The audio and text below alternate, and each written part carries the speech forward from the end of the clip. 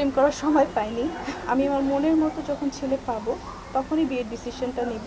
বেশ কয়েক বছর ধরে অন্তরালে রয়েছেন ঢাকাই সিনেমার এক সময়ের জনপ্রিয় নায়িকা সাদিকা পারভীন পপি। হঠাৎ করে নিজেকে আড়াল করে নেন এই অভিনেত্রী। প্রথম দিকে পপির এই অনুপস্থিতিকে স্বাভাবিক মনে করেছিলেন চলচ্চিত্র সংশ্লিষ্টরা। কেউ না বুঝলেও আমরা আপনার প্রয়োজন বুঝি, আর তাই তো অত্যাধুনিক ফিচার সম্বলিত বিভিন্ন সাইজ আর কালারের 250-টিরও বেশি ডিজাইন অপশন নিয়ে ওয়ালটন স্মার্ট ফ্রিজ বোঝে আপনার প্রয়োজন। কিন্তু সময় যতই এগোতে থাকে ততই তাকে ঘিরে ধোঁয়াশা তৈরি হয়। এমন দীর্ঘ আত্মগোপনে আগে কখনো যাননি পপি। হঠাৎ করে নায়িকার আড়ালে যাওয়ার রহস্যে বেরিয়ে আসে তার গোপন সংসার ও সন্তান জন্মের খবর। 2021 সালের অক্টোবরে রাজধানীর একটি বেসরকারি হাসপাতালে পুত্র সন্তানের জন্ম দেন পপি। সম্প্রতি পপির স্বামী ও সন্তানের ছবি সামাজিক যোগাযোগ মাধ্যমে প্রকাশ পায়। ছবিতে দেখা যায় সন্তানের জন্মদিন পালন করছেন পপি ও তার স্বামী।